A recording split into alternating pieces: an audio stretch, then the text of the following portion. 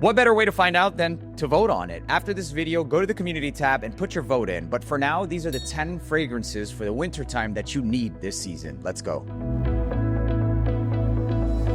What's going on, guys? My name is Neeb. Welcome back to Aromatix. We're in the new studio, and this is going to be filled up super soon.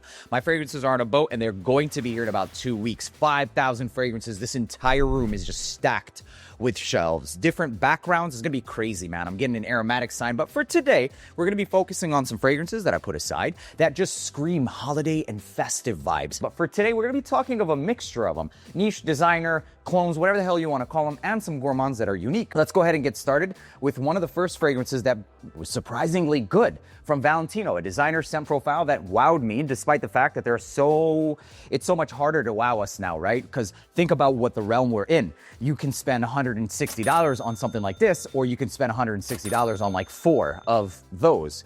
But now we're in a territory and realm of where these fragrances really have to do more, and this one does. The Valentino Uomo, what the called? Hold on. One eternity later. Valentino Uomo Ivory. That's what this one is. There's so many flankers. What this one smells like, you guys, is if you were to take Valentino Born in Roma, the original, and add a gourmand accord to it. That's it. So they're basically infusing the trend into an already present scent profile. It kind of adds like this nutty accord with some white floral. So fresh, white floral, but then also some creamy accord to it. I personally love this. I think it's an excellent scent profile. If you're a die-hard French and just straight up designer scent profile, this is pretty damn good. Longevity for this one is no more than about 7.5 hours, which is still above average. It smells really good. There is something that's a little bit more posh, especially to regional perfumes. There's definitely a difference. There is Middle Eastern perfumery, and then there are different price points, and then you have the French takes on a lot of fragrances, which they seem to do things a little bit more diffusive and lighter and a bit less unapologetic, if you will. And that's kind of the sense of this one. White florals, some freshness, and a creamy, nutty gourmand undertone. I like this. I actually love this one. As of right now, it's my favorite Valentino Born in Roma, or Valentino Uomo. Well, no, not really. The Uomo Intense is #1, but it's kind of hard to wear. This one, pretty easy to wear, pretty sexy. It does give me that buttery quality. It's not necessarily iris that you'll find in like the original, but it has just in all, man, get this one. Thank me later. If you're into the designer realm, then it's definitely a good one. Next one is a bit pricey, but in regards to all of the scent profiles that do this one, it's a pretty new grab for me personally. I was doing some shopping out here in Della, in Dubai, and buying some niche fragrances at a discounter in person. And this is called Nishane Hacivat Oud. This has that pineapple forest accord, like the Hacivat, like the whole Leventis DNA, except it definitely does not have a smoky accord, but what it does have is more of like this earth, and that soil accord is really enhanced. It's called Hacivat Oud, but in all reality, I just get more of like that earth, soil, the oak moss, the maybe patchouli vibes, and maybe some woods as it dries down. I personally would love to see a Ventus recreated as an oud fragrance.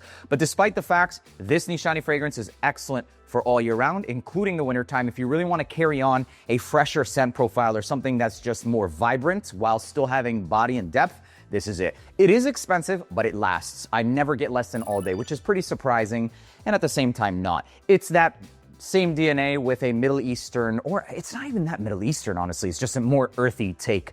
Now, Nishane also has Shem and Nefs. I personally love Nefs, and there have been some dupes or inspos that tried it, but they could not touch it. I'll be grabbing those within the next few weeks and probably making some videos on it. I know that Nefs is an excellent one for the wintertime as well, but for today, we're gonna say Hacivat Oud. Moving on. Arabiyat Prestige came out with a lot of dupes, and it's a Middle Eastern house that's pretty affordable, except this one is not a dupe. These are actually made by perfumers, and this is the next level. And every year that I talk about Middle Eastern perfumes, it seems like we level up, and we continue to level up. And I love that because the feedback, and this is the feedback that, I love to share with you guys and also with the brands, and they actually listen, they invest back into their companies and give you guys more values. Arabiyat landed an entire collection of gourmand fragrances that are all originals, including this one. This is called Pecan Butter Cookie, and it's just straight up cookie vibes. You get the nutty accord, you get a lot of this spice. I personally like the chocolate chip cookie more, but these are still in production if I'm not mistaken, along with this one as well. The chocolate chip cookie just smells like photorealistic chocolate chip.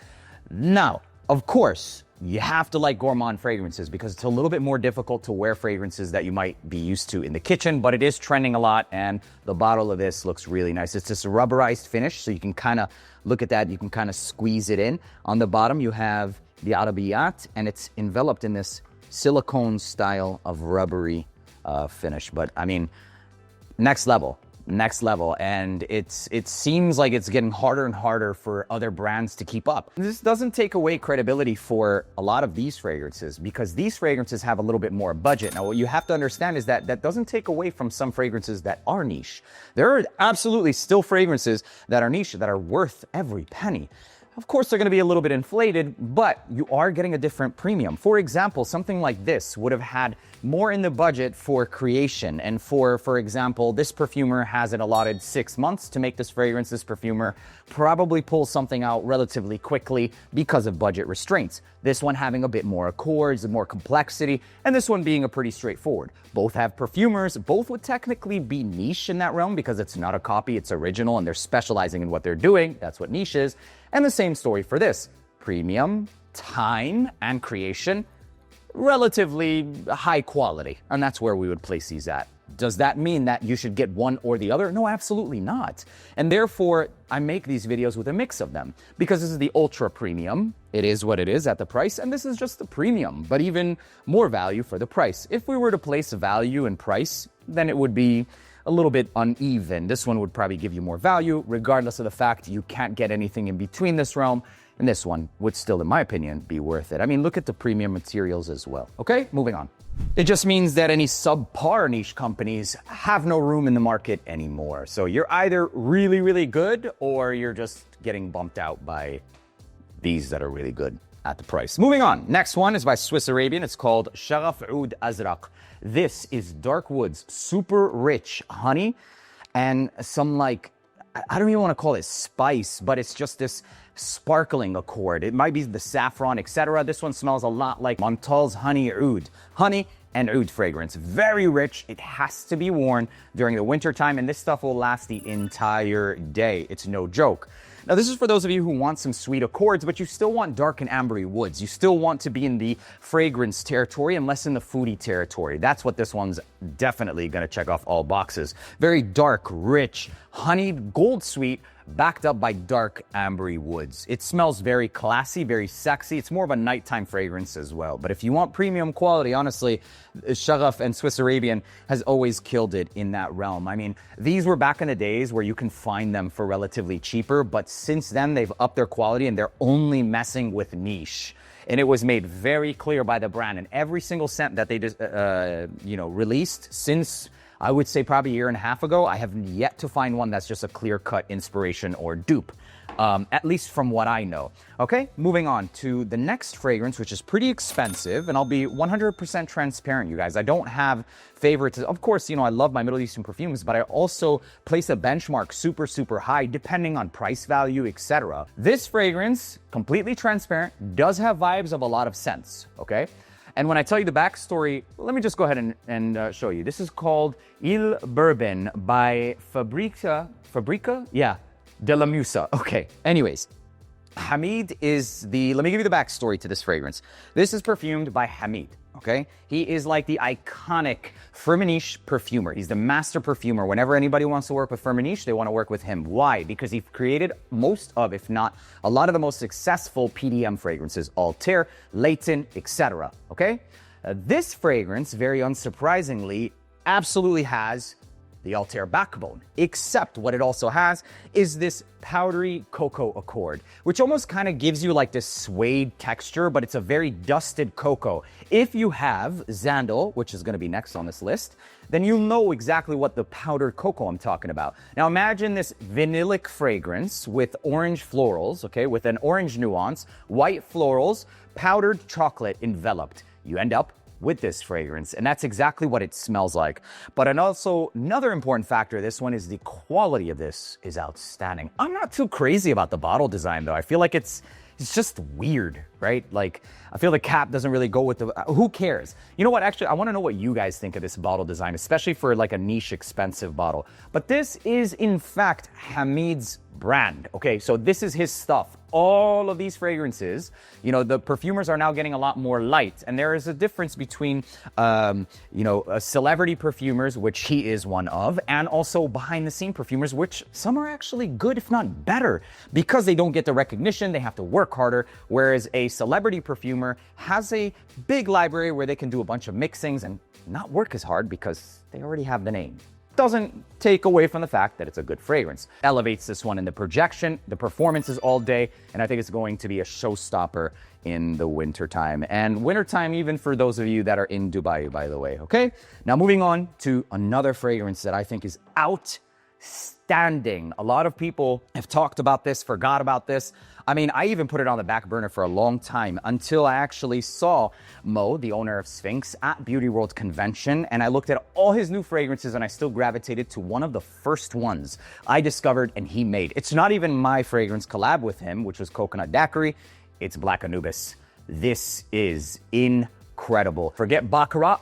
Get this. It smells like a dark woods smoldering version of Baccarat. Much sexier, longer lasting. It has that saffron, the amber woods, but also this black leather accord that's not too thick and cloying, and dark woods that's slightly smoky and incensey. Absolutely gorgeous fragrance. It projects, it performs. For me, I never get less than 8 hours on clothing. The projection for this one, I mean, much like Baccarat, it's harder to smell. It's gonna project for at least 3 to 4 hours, but you might go nose blind. Still, one of the sexiest ones is this Wood of Gods. That's another good one. I just didn't want to overdo it for this list. Moving on. This is niche. I mean, most of these fragrances, if not all these fragrances, as of now, we are working with IFF, so perfumers. Sheen is the person who created this fragrance along with Tease Me, and they're all inspired by events, photorealism, experiences. This is vanilla doused in rum with an overcoat of just a blanket of chocolate powdered truffle. Very strong and niche. There's also Patchouli Absolute in this fragrance. It's very, very rich. My recommendation for you guys with this fragrance, because it's extremely dosed up and it's straight to parfum, 32% concentration if I'm not mistaken. Most of them, actually all fragrances that we made so far have been 30% plus, except for Frostbite, which is 28%, but it is too strong at anything more than that. It actually starts to compromise the scent profile. This fragrance, when you spray, I need you to hold your breath for the first 3 seconds, because the ambroxan, the ambrofix that's in this fragrance is designed to really recreate the texture of the powdered cocoa. Sheen is an amazing perfumer. He did a great job. Plug your nose, spray it about 2 to 3 times, no more than 4 times, and you're set. Projection commands attention and it will stand out. People will ask you what you're wearing with this fragrance, and right now is the absolute perfect time for this. This is one of the fragrances out of all the scents we have right now with the smallest amount of profits because of the cost of the concentration. This, along with Platine Blanc, has a lot of naturals, increasing the price per kilogram for these oils, but we're committed to making the quality even higher than the value and continuing to. So if you really want one of the best in price point when it comes to winter fragrances, it's Zandel. Forget the price point. It just smells incredible, even at a higher price point. Moving on to the next fragrance on this list, it's going to be Allure Couture. I couldn't forget about the ladies. This is a lemon pound cake. It reminds me a lot of Dolce & Gabbana's Devotion, so some white florals, lemon pound cake. A lot of women's fragrances get really boring. A lot of them can go granny florals, and it just goes floral powdery, or it goes floral sweet, or it goes... I honestly believe that like unisex fragrances are the best on women. In fact, some of my most complimented, or fragrances that I've complimented on a woman, have ended up being something masculine or unisex. And something like Tom Ford's Tobacco Vanille is so sexy on a woman. Guerlain's Honey Tobacco on a woman smells incredible. This, however, still has, there's a certain realm of women's perfumes that I think is sexy. This is absolutely one of those on a budget. Also pretty dang long lasting. Moving on to the next one on this list, it's another gourmand scent profile. This is called Toffee Ganache, and it reminds me almost identical to those like butter caramel pie candles that are actually wearable that you'll get during Christmas time. A lot of those wax candles, they have too much of a waxy accord. It's not really wearable. This one's still having some of that, tones it down significantly, and it's actually a wearable scent profile that does something that's holiday festive and just super, oh my God, edible. It takes Imagine the essence of those candles without that plasticky, waxy vibe. I love it. Of course, you're still going to be reminded of that waxiness because of the scent profile. Just immediately, I'm like thinking of wax candles. But the scent, this is Christmas in a bottle. It's called Toffee Ganache. Also, it'll last the entire day.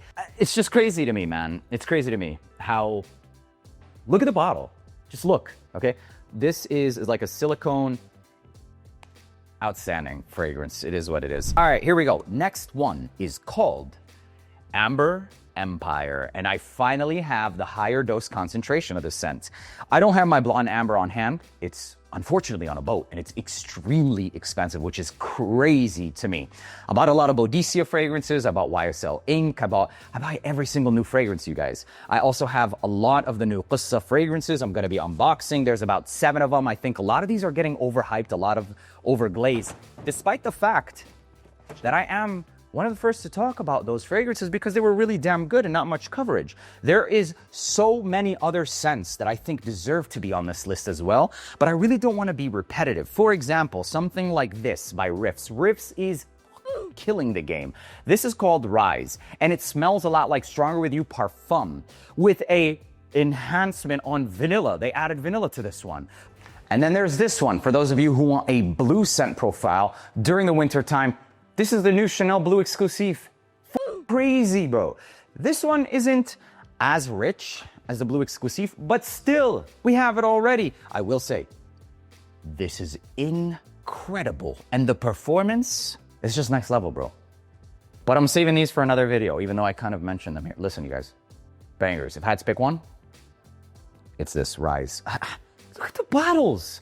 Bro, what do you guys think, man? So, this fragrance right here is a very rich amber, dried fruits, and blonde tobacco. There's a little bit of spices. It smells like a very mature, rich, ambery scent that's pretty vanillic as well. This style of scent profile, like Grand Soir, for a long time was considered mature, but a lot of the youth nowadays, But a lot of people nowadays have kind of gotten bored of some of the simpler scent profiles, and they're now looking for complexity.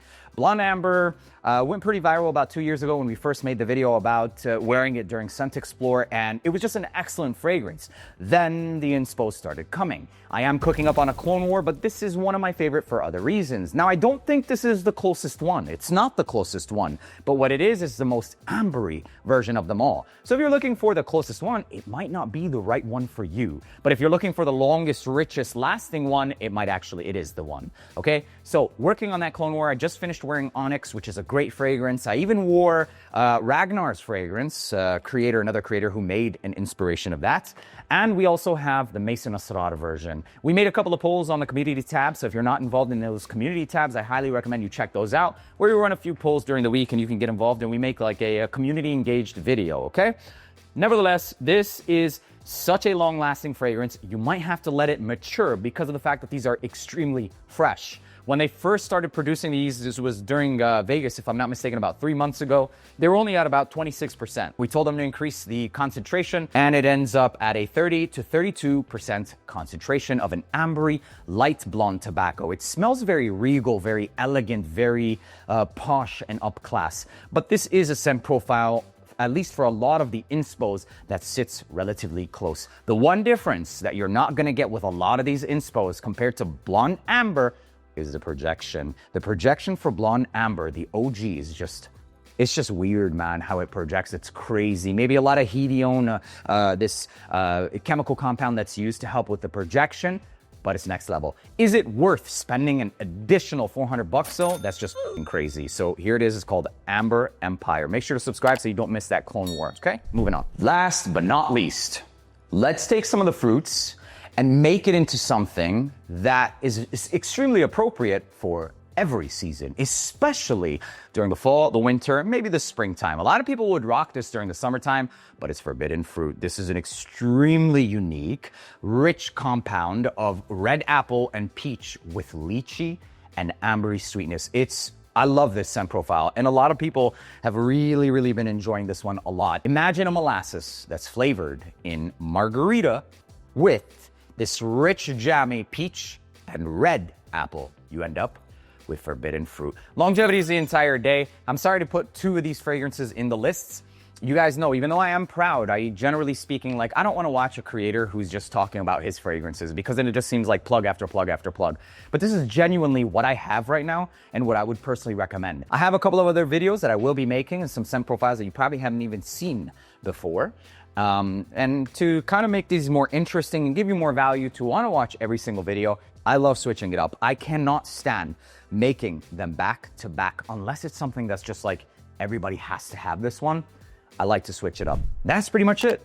These are fragrances you need to try this winter time. My name is Neeb. Thank you so much for tuning back in Aromatics. I'll see you in the next video. Peace.